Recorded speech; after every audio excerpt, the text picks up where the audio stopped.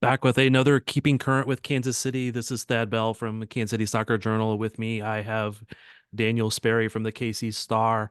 How are you, sir? I am doing all right. How about You're a little yourself? little more healthy than the last time I saw you, which was yesterday. Yeah, yeah. Good. I well, of course I'm in my home, so I'm unmasked this time, but not COVID, but of course under the weather over the weekend and going back into a crowded room with a lot of people, it made a lot of sense to wear a mask, even though I was probably feeling well enough to be out and didn't have too many outward symptoms. Let's just be smart. You are to be commended for your kindness and caring about others, even if I was giving you crap for it. I know. The first thing I get is walk in the door is immediate flack from Thad. So great. It Great to be back. you would have got that even if you did not have a mask on, to be fair. 100% true. It just that was the easiest one at that very moment. Anyway, um, we have way too much to talk about. I'm not even sure if we can fit this all in one Zoom. So lots of news recently, player signings for the current. Let's see, I can't remember the last time we talked. Last time we talked, we had Timwa on, uh, had been signed. Since then we've had Bia Zanaretta. I have Honorato. sure, I will go with that. I'm gonna Just call goes her by Bia. Bia. Yeah. Yep. Bia. Hmm. The trade. Did we talk about that last time with We did Nichelle and not talk CC? about no, because even though we did our post-draft episode, um, after the draft, I'm pretty sure that trade was done at the point that we did that episode. It just wasn't public. So, Yeah. anyways, So it had been already communicated and consummated, and we just didn't know about it. yep. And it caused its own controversy in its own right. But we will get to that at another point. The signing of Bailey Feist, Hmm. that's another one that's happened since then. And I think we can briefly talk about all of these as we go through the roster. Yeah, for sure. And then just kind of looking at it, of course, we saw today, a day of recording, Desiree Scott signed back to a 1 year extension as well. So All good news, all interesting, and let's just run through because we got a lot to talk let's about, I do it. think. Uh, Let's do it. the 2024 preseason roster, as presented by CPKC. Wait a minute, if I said that, they got to send me money, right? I know you're looking for sponsors, Thad. I think if I mention them, they have to send me money. I think it's part of the obligation. Is Anyway, it is that become a conflict of interest for them or for you? hey, pretty much anything I'm involved in is a conflict. But there are Nor is four it interesting. keepers. Well, we hope so. Anyways, we'll get it back on the rails here. Sorry. I keep trying. We have four keepers on the preseason roster. AD Franch, veteran. We all know her. Hope Heisey, one of the draft picks. Uh, Brittany Eisenhower, Hmm. Isenhour. So I guess it could probably go a couple different ways. But anyway, Brittany and Jordan Silkowitz. The other draft pick is not on the preseason roster, and I have heard that she has a knock and will be joining the team at a later point. It's not like a holdout or going somewhere else or something like that. Yep, that's exactly what I was told as well. Um, I think the thing it's interesting there. I that they brought in another NRI goalkeeper. Obviously, Eisenhower, Howard. I don't know, someone that is familiar with Freya a little bit. She played with Angel City last year. Hope had a really good career at Arizona. Um, Hallie Makovich, however you say it, is another one of those. Maybe next time we can get a pronunciation guide if they ever sign these players. Um, would be wonderful. But yeah, so we'll see. Jordan Sokowitz at some point will come back from loan too, but I think a lot of bodies in the goalkeeper room in preseason is probably a good thing. Yeah, and I think with Jordan, she's loaned to Brisbane through, well, at least the end of March or something like that. Hmm.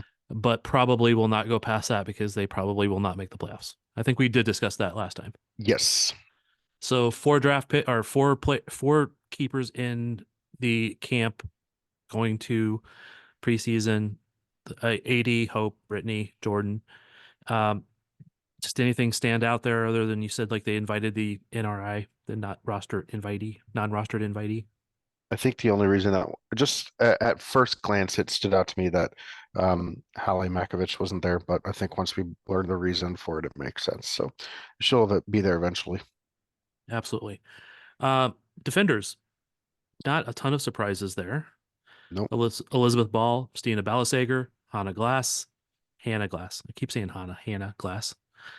I keep saying Hannah, but for some reason that sounded right, but Jeff would always correct me. Hmm. So Hmm. Lauren, Haley Mace, Gabby Robinson, Izzy Rodriguez, Reagan Steigleder, Hmm. Mallory Weber, and Ellie Wheeler. Yep. Um, Again, no surprises. If you've watched any of the Kansas City Current promotional stuff during the off season. You had Desi Scott, she was in town, and Mallory Weber out at a lot of events. Um, I know the Casey Current Instagram account on their story did like a joke, as in like a soft launch and a hard launch in relationships, which is a new trend. But they did that with the Desi Scott re-signing today. Where she was posted yesterday in the new current warm-ups, which by the way look awesome, uh, really cool. Um, Posted her on the front of that and as a soft launch of their new 1 year contract extension.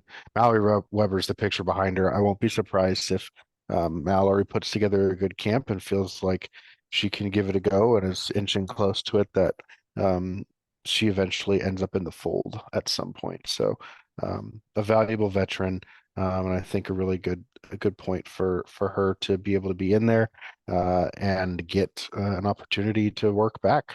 Um, Shame she had to do it 2 years in a row, but that's one that stood out. And of course, this non-roster invite. I don't know how much research you've done on her, but she's from Iowa City, playing in Sweden the last couple of years. Spent 4 years at Northwestern. Pretty decent player, so be interesting to see. You know, what happens. Obviously, players on this list are going to eventually have to get cut at some point. Um, Not saying that she will be one, but that was for them to bring in a non-roster invite in the on the back line, I think was a little bit of a surprise to me. So I'm just curious, um, you know, what they see in her and what they're kind of looking at. I I know she's an outside back or can play outside back, Hmm. and I just think with the current health of the back line, they could use an outside back as a, if not a starter, at least as a depth piece to play that spot. Yeah. So I think she stands a really good chance of showing up. In fact, I would slightly put money on it. Not much though. Yeah. Let's see. We talked about Mallory Weber. I mean, she's been the last two seasons. Makes me wonder. I mean, that's taking a risk, I guess, but I know she's good when she's playing. Yep. So, She sure is. and also that Mace is definitely listed as a defender and not any other spot.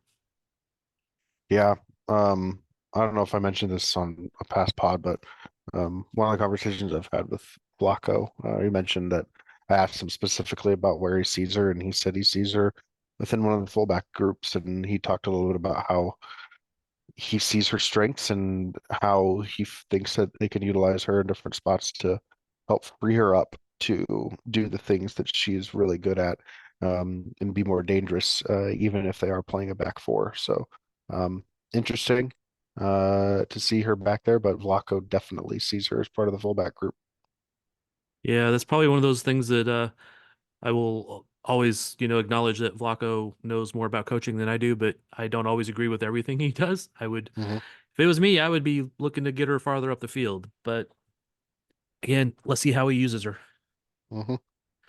Midfielders. The first surprise for many will be Sophie Braun, Yep. Dabinia, Vanessa DiBernardo, Bailey Feist, Claire Hutton, Lola Bonta, Clara Lavoisier, and Desiree Scott. Correct. Yeah. Sophie Braun.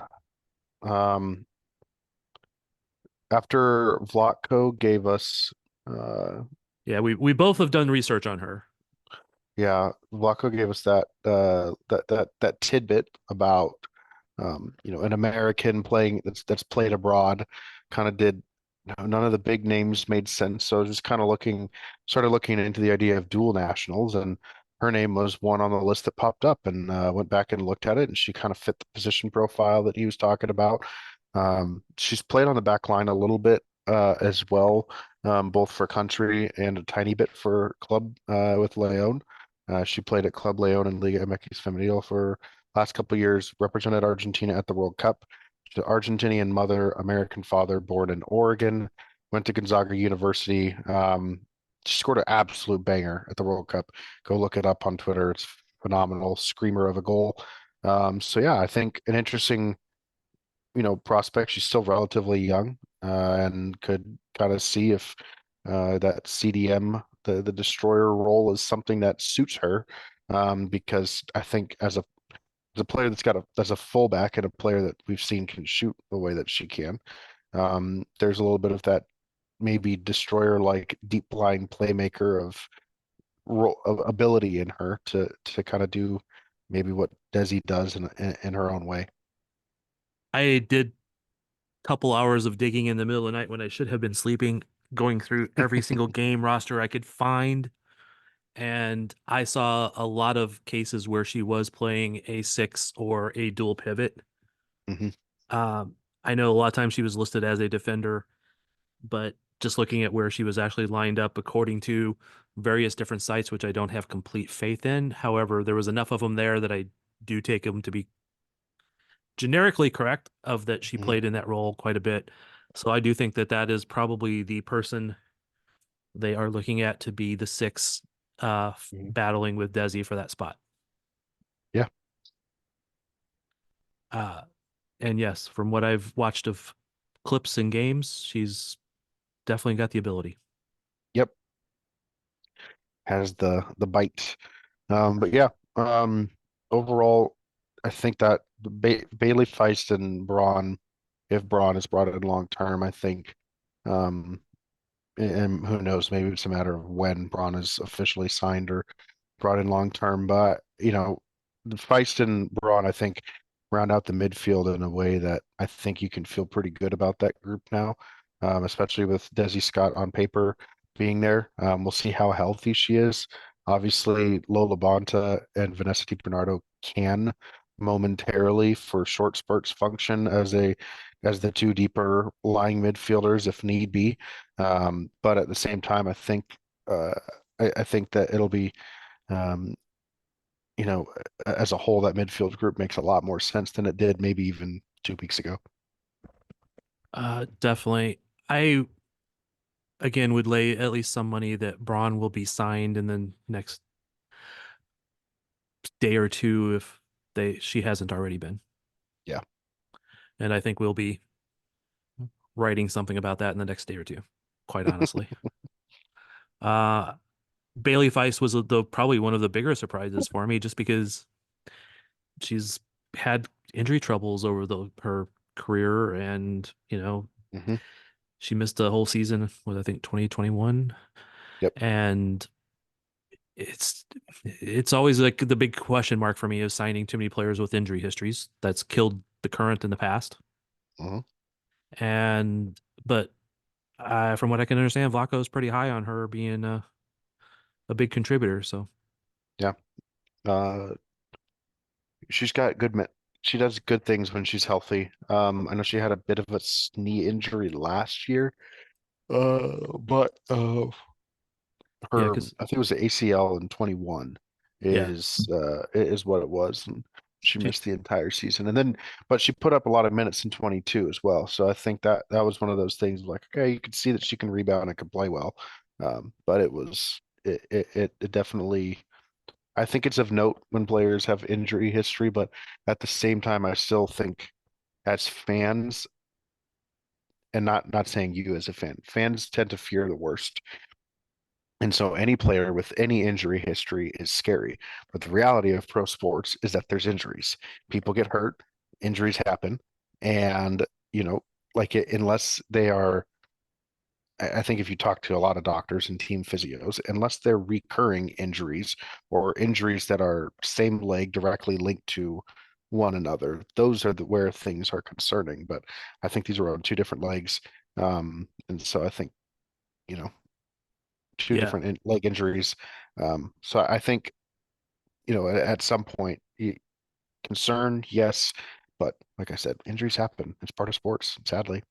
Oh, they do. It's just that she missed of a 4-year Mhm. career. She missed a full year and most of a year.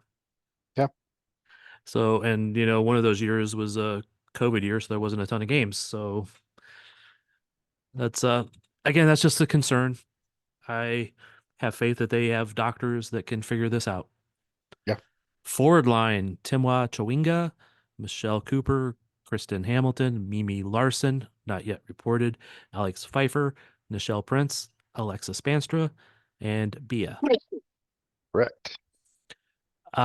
That is 8 forwards, and I know in the press conference when asked about players on the forward line, Vlaco said we have 7 forwards, and there's a player Hmm. that hasn't yet reported. Yeah, I'm thinking she may go out on loan to save some space. interesting theory. That Um, that it is. Why else would she not be here? I asked about injuries, I well, asked about other stuff, and I I was will say given a she's not listed as an international.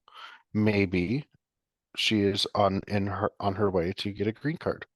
Maybe perhaps she's waiting for her passport back to get a green card and not count as an international player. Just just throwing it out. that could It's a be, possibility. but that would Because every other player that's an international, including ones that have secondary designations like Hannah Glass on the roster that we were given in the press release, not the one that was put out on Instagram. The players that have like Hannah Glass has or Hannah Glass, whatever, glass. SEI dash INT. So she takes up an international roster spot when she is actively rostered. So at the moment, the current don't need any international slots unless they were to activate Hannah, then they would have to gain one because I think all teams start out with five. So Yeah, and I need to go back to double check my spreadsheets because they've acquired and traded enough of them that I'm not sure exactly how many they have at the moment. I'm I was reliably told that they have five, Because let's see, one, two, three, four, but five, six, seven, 8. Uh, I'm thinking they need to have at least got somebody a green card. So again, putting your hands up doesn't do good for audio medium, man. yeah, well, I'm just shrugging, man. I just go by what I'm told. Again, he said 7 forwards. There's 8. There's one that's not here. I Yeah, I think there's a reasonable chance that she will not be back, but not necessarily off the roster completely. So interesting theory. yeah. What else do we need to discuss about this roster? That went Um, through faster than I thought it would. it did. I think the forward group is really deep, and Vlaco has a lot of good head scratchers for who to play where and when. Um, I think he mentioned the idea of Bia being a more central player in a nine. Um, More of a but withdrawn because 9. but because as I was yawning, excuse me, couldn't finish my thought, Mister. As he mentioned, her being more of a nine, but yes, a more withdrawn nine. He called her a 9.5, as he likes to say. Um, that her dropping deeper allows those other two forwards maybe to play a little bit more narrow and higher. than a normal 4-3-3, where the striker is the furthest north central point in the attacking, in the ball progression for the attack. So you know it'll be interesting to see how he chooses to pair those wide forwards with Bia, and how does he change up the personnel with, in the case that Bia is not available. Is she injured? Is she ill? Something happens. They're just rotating something else out. Do they play a little bit more traditional winger setup, um, with them a little bit more wide to the touchline? Interesting concepts, interesting thoughts. I'll be looking forward to kind of seeing how it plays out, but there's a lot of options to choose from, um, in the attacker sphere, that are really good, options. And I guess, I think there's a mix of like, how are you going to get everybody on the pitch, while also like, that's kind of the benefit of having this team is like this, is that anybody can step up. It's a little bit deeper than years past, and I think that makes it interesting, and hopefully should drive the competitive aspect of the squad to higher heights, for having to compete for playing time. You got to put on performances when you're on the field, or else someone else is going to step up and take your spot because they're good enough on the other end. I'm going to come back to that question here in just a second, but one of the things that Vlaco had mentioned about playing Bia as the 9.5, a little bit more withdrawn, a little bit more towards the mid, is keeping her closer tied to Dabinia, Hmm. so that it's not just Dabinia trying to pick her out, but they're a little closer. They can play off of each other a little bit more because Hmm. Dabinia could really play that forward spot too if she wants to. Hmm. And so I think having that relationship and them already having a good chemistry will allow Bia to adapt to the NWSL quicker and to this team. I think that's part of why he was talking about her being that 9.5 role. Yeah, Uh, it makes sense.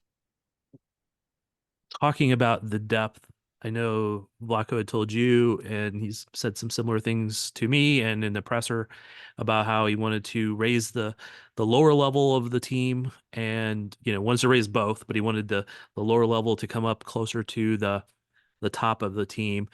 Do you feel like, looking at this roster and not knowing exactly who all is going to make it, do you feel he's accomplishing that? Yeah, 100%. Yeah, I think that process already started a little bit with the back line last year. When you add Lauren and Stina Ballsager to optically a functional center back duo when they were healthy, and Gabrielle Robinson and Elizabeth Ball.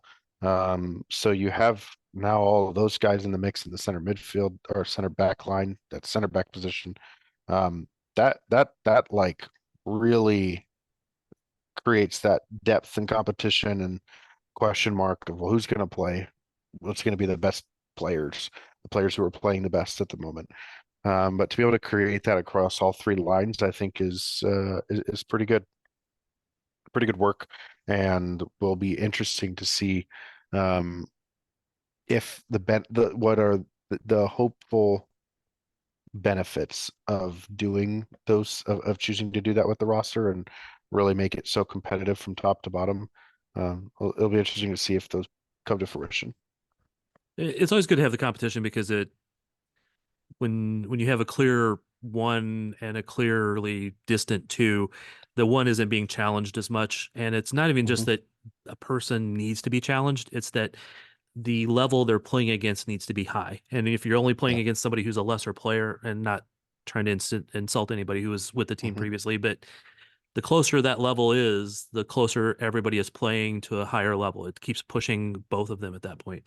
Yeah. And I mean, I think that, it just makes common sense, but people don't always think about that aspect of it. Looking at most of these positions, I can't tell you who is going to start when and where. Yeah. Uh, I mean, just going across the forward line, we know Timoa scored a ton of goals, supposedly is fast. We know Michelle Cooper can play. I think she was probably played out of position last year, being a winger so much and so wide. Yep. We know Kristen Hamilton is a baller, man. She will come in and um, never give you less than 100%. You know what I mean? Hmm. She's got the abilities, the skill, the drive. She can score the goals. Mimi, not yet reported. Larson is probably wasn't used as well last year as she could have been also because I don't think they got her the ball in good spots. She was too far away from goal. Alex Pfeiffer, she's still 16. She'll be with the U17 team here shortly Hmm. for that competition. And we don't know much about her, so I'm trying to not haven't seen her, got to see how she looks next to adults. But we know Nichelle Prince. She can absolutely play. We saw Alexa Spanster come on really at the end, and then Bia. She's a Brazilian national team forward. You know she can score goals. Yep. Every one of them can play, and every one of them could be used in different ways, in different positions, and at different times. Hmm. I think, unlike some teams we've watched in the past, I think that you might see, be a start and somebody else come off the bench to replace her so that she's not playing tired. Yeah. So, and I'm just using that as one example. And I Hmm. think you'll probably see that a little bit more than, like, say, Sporting does. Yeah. Midfield, I mean, again, several of those players can play multiple spots. I do think Braun, when she signed, will be the six or competing for that sixth spot with Desi. Hmm. A couple others can play that spot, but I think that's going to be those two to fight. But Dabinia, obviously, an attacking mid. I think Claire Hutton can be a 10 or an 8. I got to see her in reality. Bailey Feist, I've heard she's more attacking than what some of her stats have shown. We know Claire Lavoisier has a ton of talent. We know Lowe can pretty much be an 8 or a 10. I like her better as an 8, but Hmm. it's just showing like how much depth that really has. Just kind of talking it through in my own mind, speaking out Yeah. loud. So Yeah. the biggest question I think is outside backs on the back line right now, just because we don't know the health of Glass Yeah. and which side Mace is going to fit in on, or will Ellie Wheeler? I think she'll be signed soon, but who knows? Hmm. Actually, I say that. I mean, she has to still show up. I don't know anything about that one. I don't think. Yeah. I don't know anything there. Yeah, I'm just assuming the first draft pick is usually signed one way or the other. So, For the most part. all right. Any other things we need to cover here? Good to have Desi back. Great to have Desi back. Um, Obviously, she's one of my favorite interviews. Um, just because I think she's pretty honest about what she says all the time, and she is unapologetically her. And I think that that's a really powerful thing to have in a leader, and a leader within the team too, that is so revered and respected. Obviously, she won the Ally Award and all that stuff, but like I remember last year when she wasn't with the team because she was doing her surgery and doing rehab in Canada before she came back. And like the day that she got back to Kansas City, like all of the team, she wasn't even in practice. She was just in the building. To have Desi back in the building was like a giant lift to everyone who, of course, was going through a lot of hard stuff that was going on at the club at that point. But, you know, shows you how much a valued leader like that meant to the locker room. And to potentially get her back out on the field, I think is another one of those kind of rallying points for the team of she's a leader that they want to play for. Yeah, I agree in so much of that. Even if she barely sees minutes, man, just having her being able to come in and close out games, if nothing else, or the leadership. I'm not saying she won't play a lot of minutes. I'm just saying even if she doesn't, just because we haven't seen her get back yet. So I'm always cautious about players who have not played until I see them back playing. Yep. Uh, all right, let's see. Any other big news? Well, we could talk about the CC trade. I don't know. Oh, goodness gracious. How have we missed this? We do need to talk about the CC trade. But thinking of trades, Cassie Miller's rights were traded to Gotham. We haven't even mentioned this. Um, Actually, I think it looked out more like the current executed a sign and trade of Yes. Cassie Miller to Gotham. Cassie, um, she's kind of deserves a number one spot somewhere. I think she's capable of it. But in a place where AD is who she is, she's a veteran. This is her hometown, and Cassie's still got a lot of her career ahead of her. I think this is one of those things where you kind of work it out and say, we're sticking with if the coach selects AD, then you work with the player to help them find a landing spot, maybe. And I think that they've hopefully found a good landing spot for her at Gotham. Obviously, it's a really good team. There's a lot of fantastic players there, but um, kind of good for the current because in a way too, because they could have just chosen not to match a deal with Gotham and just let her go.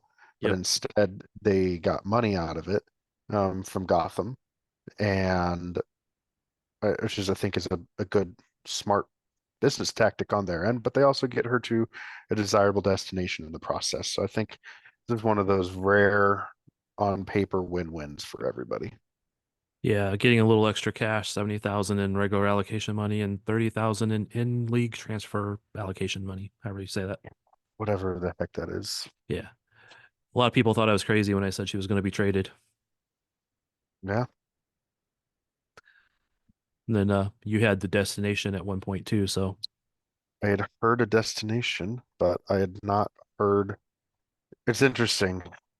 There's a there is a large backlog, has been a large backlog of announcements that have to go through the league protocol, basically. And so some of these deals have been done for quite a while, yes. um, and are just at the point where they're getting announced days and sometimes weeks later. So, Even just the roster announcement today was actually originally supposed to come out at 9 a.m. So I skipped going someplace so I could be around to check it out when it came out and didn't come out till 3. But that's kind of a relatively normal thing for a league trying to filter through all the stuff being announced all at one time. So yep, makes sense. yeah, I do feel bad we did not mention that earlier, but I it, can't believe I forgot about that. it wasn't in the list right in front of me, so that's why I was rushing through it Yeah, here earlier. Back to the CC trade for a second. I don't know exactly all the details, but I do feel like they are catching a little more flack than they deserve in this particular case. Would it, and I know you're working on a lot of stuff, so I don't want you to necessarily reveal everything that you're going to do in a story, but yeah. thoughts? I think that we can talk about the communication piece as being a question and a concern. In terms of communicated with throughout the process. Um, I think the idea of being traded always leaves players shocked. Um, Both Cammy and Vlaco said that they have no reason, that they believe that they did everything correctly in terms of informing players and having those conversations with them. Um, I do understand that trades come together quick. Based on comments that Vlaco made to us, it sounded like the trade came together pretty quickly, like maybe even at the draft table between them and Houston, which I thought was interesting because he mentioned it. I was at the table when it materialized. I think it's something that he said yesterday.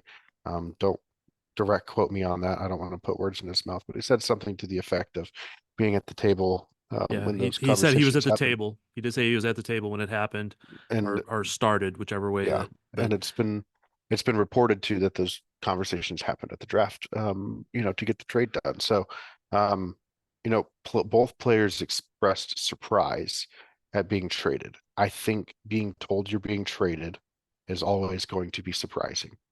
Even, I know sometimes in the MLB, NFL, they tell players, "Hey, we're shopping you." Um, that's the kind of thing, though, that I think needs to maybe be done here more because the idea that, like, I mean, this is not just a CC Kaiser thing. This is not just a Michelle Prince thing. Look at Ashley Sanchez when she got traded from Washington. Uh, I mean, borderline devastated and should be devastated for leaving that team and leaving her best friend and Trinity. And, there's like a lot of stuff in that too that express, shock, being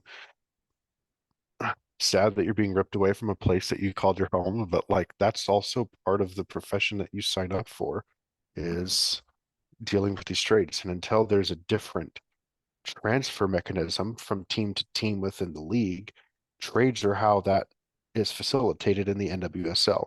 There, it's how it's done in all of American sports.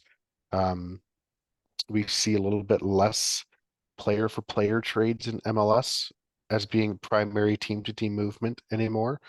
Um, I will be interested to see as the NWSL attempts to phase out allocation money, or if players have, like the value of allocation money going for certain players doesn't always lend to that being worth the trade. So then the trade back and forth ends up being players included both ways. And so, I think those are things that this is going back to though with the current in terms of the conversations that they should have had with players during the process that I think is something that is certainly up to be examined. But I don't think like, just because they were blindsided or shocked or surprised doesn't mean that they found out of the trade via social media. Um, Yeah, I don't think that happened at all. I don't think so either. Not from anything And we've heard. no, and not from anything they said Yeah, that's too. kind That's of the thing. It's take you're putting. I think that the notion that I've seen out there from a couple of places, I think that's a really dangerous thing to do is to say that that's what they said, because I think both of them will tell you that they knew of the trade before it was announced. So this is one of those things that it's a tough thing, and I understand that the way the NWSL does it is very different from the rest of the soccer world. On a transfer for player to player transactions don't happen very often, if at all, yeah. around the world. Um, It's happened but they less do in it MLS. It does, but it has happens less. happens much less, but it's still the primary team to team transaction mechanism in the league. And until something helps change that, it's still going to be continue to be that way. But I do think it is on GMs to maybe have those conversations. But then you get into the question of, do you tell a player and risk that player now fearing that hey, you might be involved in a trade, and it's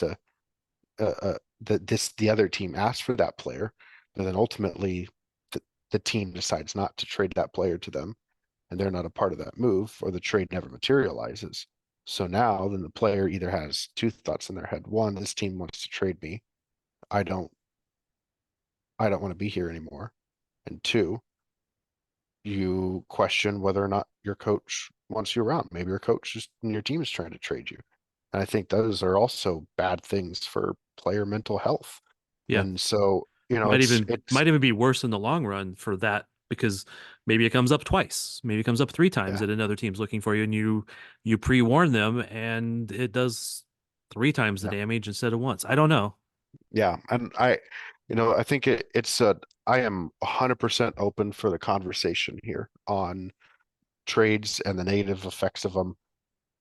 We just don't do it with other sports, and it because it's become such a part of the fabric of not a fabricated part.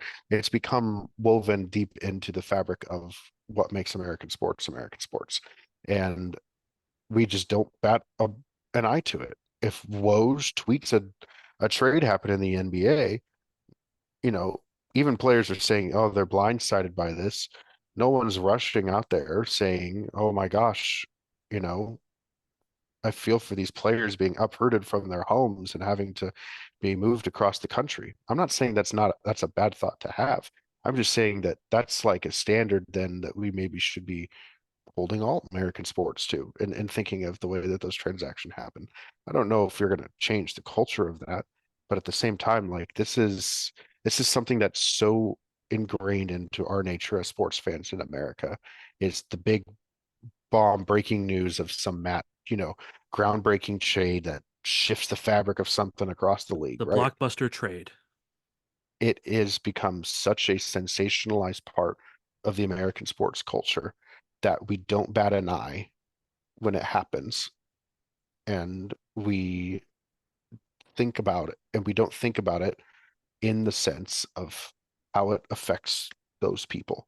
And that's in the people making the decision to make the trade. That's in the fans consuming the media and gawking about it, on either whichever way you fall.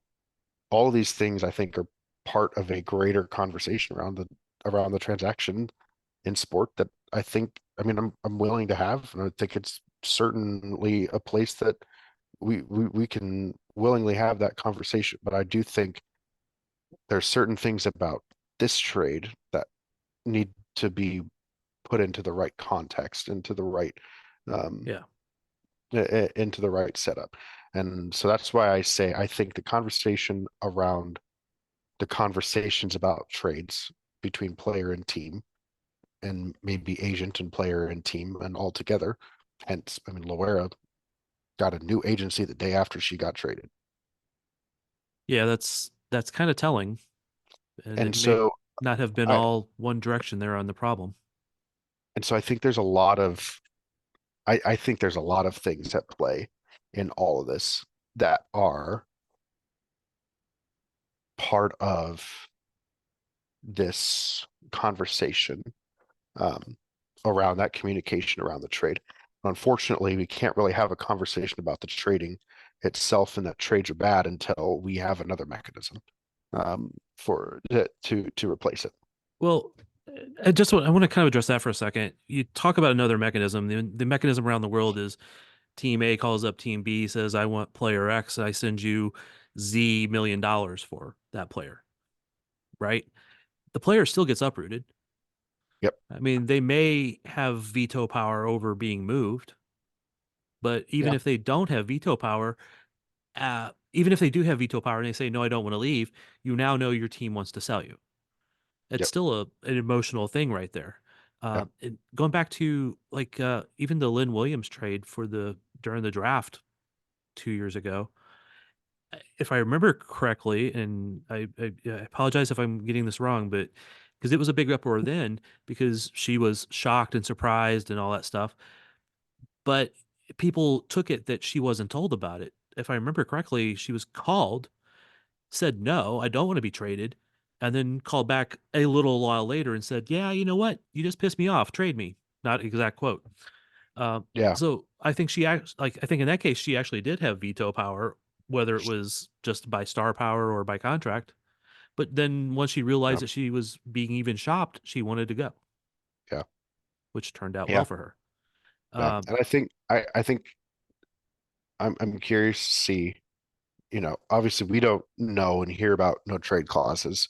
We hear about them in other sports like the NFL, we hear about them in right. MLB, all that stuff. All those contract deals are like what, like we know who's making what. If they tell us there's a 10-year, $375 million deal, we know to the exact cent what that pitcher is making each year, and all of the different opt outs that they have and all of the different teams that they have on their blocked trade lists, like don't ever trade me to these teams, full no trade clauses, all that stuff. So we don't get that. We don't even we're lucky to get allocation money numbers sent back and forth between teams, and even then it's still questionable sometimes.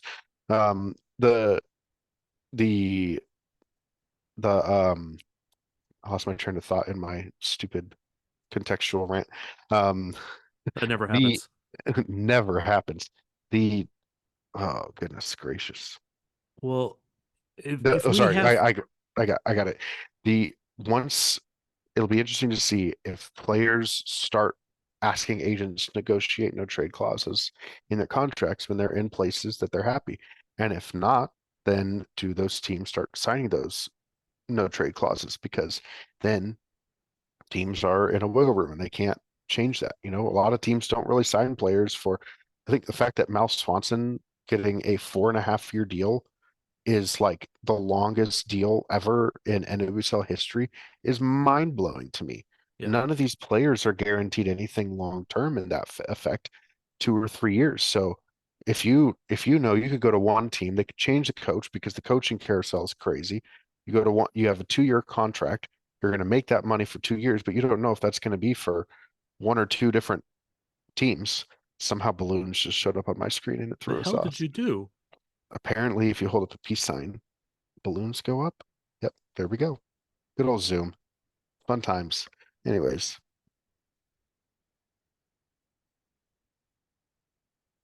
that's Enough of not me. making that's not making balloons.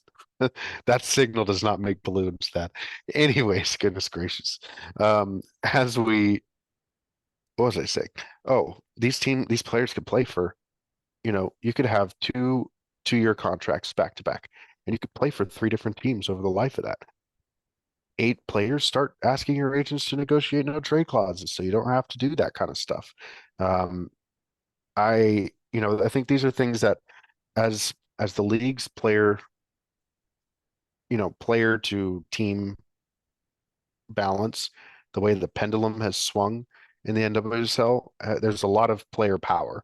And I think while the players have the pendulum in their power at the moment, that if that's something that is an issue, then that's something that you guys got to raise and continue to raise, because I think right now the NWSLPA and the NWSL relationship is at its best that I've seen.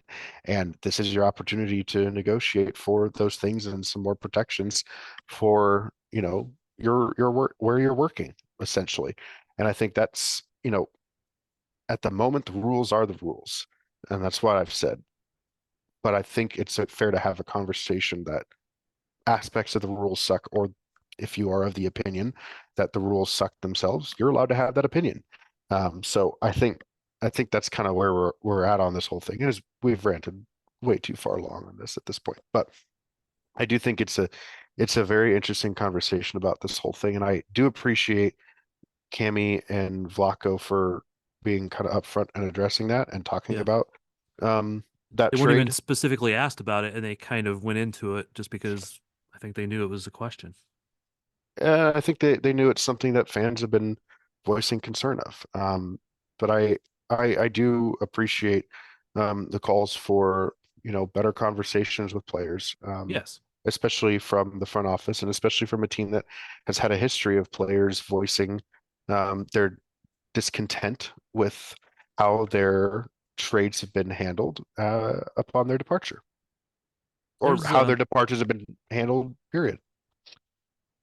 I there's so many factors in all of this. Because I don't want it to sound like I'm against the players having the rights and that stuff, because I'm not. I want them to have as many rights as they can get. I've still am the old school American sports of people get traded. You signed up for this. This is the job you chose. You could have went somewhere else and played. All of that aspect is in the other side of my mind, always arguing with, that side of my mind. I've had jobs where I signed contracts and I had little choice in what happened to me other than I signed the contract and I could stop when the contract ended. Yeah, That's and I wasn't, famous or signing autographs while doing so. I do think part of the big shock factor, especially for Cece, uh, hmm, and Alex probably also to a certain extent, was they were so heavily featured and talked about being cornerstones for next year, going into the new stadium, yeah, especially Cece being a Kansas City native and stuff like that. I think a lot of that played into it that they didn't even think they could be traded. It was not a possibility just because they yeah, were so valued in this team. I mean, you and I both bemoaned the fact that Loera was traded yeah. because we wanted her to be here. We thought she was good, and we were very surprised by it. I'm not saying I was less surprised by Cece, just because again she was Kansas No, City native, and I I thought was that the surprise what? trades were a little past already. Yeah, and the trading a hometown native, trading the last Kansas City native off of your roster. Kansas City native now, of course, AD's with Wichita area. local Wichita area, but I think that's you know the hard part. I think the team had a lot of Kansas City natives that were really proud of representing their city and being able to represent their city in a really cool new way whenever um, we get the new schedule at time of recording. We don't have it, but Um, whenever we get the new schedule and that home opener date, there won't be a Kansas City native representing the current on that field on that day. And I think that's that's a disappointing thing considering how many were on the roster at that point. Yeah, it's a little bit sad in that regard. Again, it's always going to be a little bit of a dynamic of do you want more hometown players on your roster or do you want to win? It's not that they're mutually exclusive because they're not, but in the long run, fans want to win. Yeah, It's I get that. I've had favorite players for various teams and didn't want them to leave, but once they were gone, I'm like, okay, next person. You know what I mean? It's for me, it's always like as a fan, when I root for a team, I root for the team more than I do the player. I have players that I still like and I want them to do well even when they leave my teams, but in Mhm. the end run, I want my team to destroy them when they face them. Mhm. Yeah. So it's but I think that fans become so in love with certain players that they can't imagine them leaving. So I think Yeah, that plays into that reaction also. for sure. All right. Man, I Like feel we've like there was ranted enough. more. I feel like we've covered a lot, but at the same time, I feel like there's about 1,000 more hours of this discussion that's going to happen. Um, but yeah, the player mechanism is the one they have. I don't know that there's a better one. There's just different ones. Mhm. And I think that the players will push to have one where they can't be traded without their permission. I do think that will Mhm. actually happen in the next CBA or the one after it, if not that one. Yeah. But it still comes down to somebody can come up and offer money for you, Mhm. and the team wants to send you there. So I don't know how that will work better. Yeah. And if you have a team that signs a player that's not fitting in, and another team would have that fit for that player and be able to even get him starting time, that's a trade you want to make and benefit both teams. But then you could have a player say, "No, I don't want to go." Yeah. I know it's not an easy answer for any of these, so I'm not trying to dismiss anybody's concerns or worries or Mhm. thoughts. It's just I argue like this in my head back and forth all the time. You've heard me like sit there and argue with myself, essentially talking about both sides of an argument. Yep. Uh, I don't know if that shows sanity or not, but that's still true. All right, I think we could probably wrap it up unless you have any more additions to this part of the story, which I think we talked way longer than we originally intended to. I think so too, but no, Uh, I have I think I've said what I could say.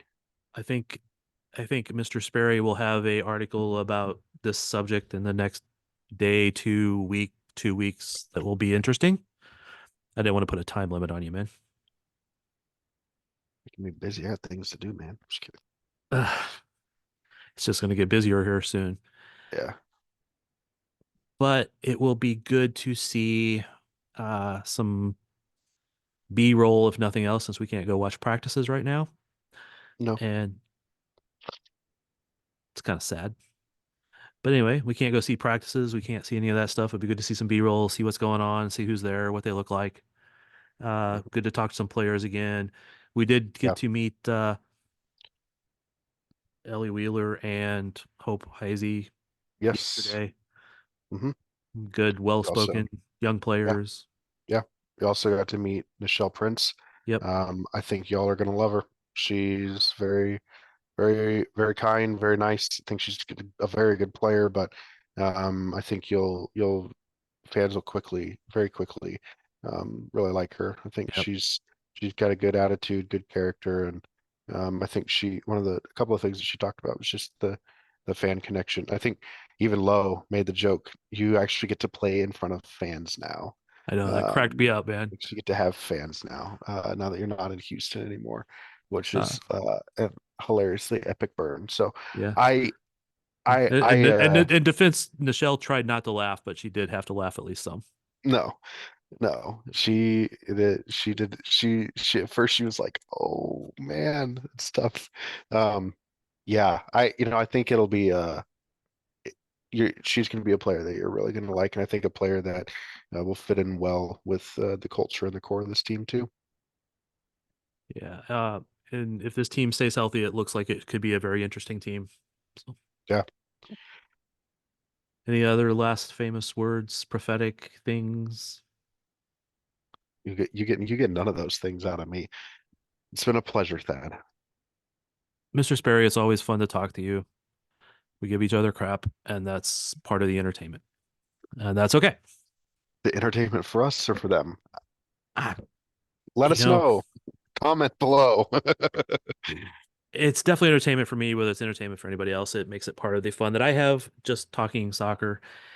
I do think we'll have a couple signings in the next couple days this week, and we'll find out a lot more information, including schedules and all that stuff. So if you've been listening this long, please don't hate us for the conversation we had. It's a kind of a debate that we will run through, I'm sure, more times in the future. I do I do feel like we have seen some insight to the process and that perhaps they have caught a little too much flack, not that they don't deserve some for what has happened. Yeah, Fair? It's a fair statement. sure. All right. That was a short way to say everything we just said. Yeah. Appreciate everybody for listening, and we will have hopefully a lot more current content in the next however many months, and we are out.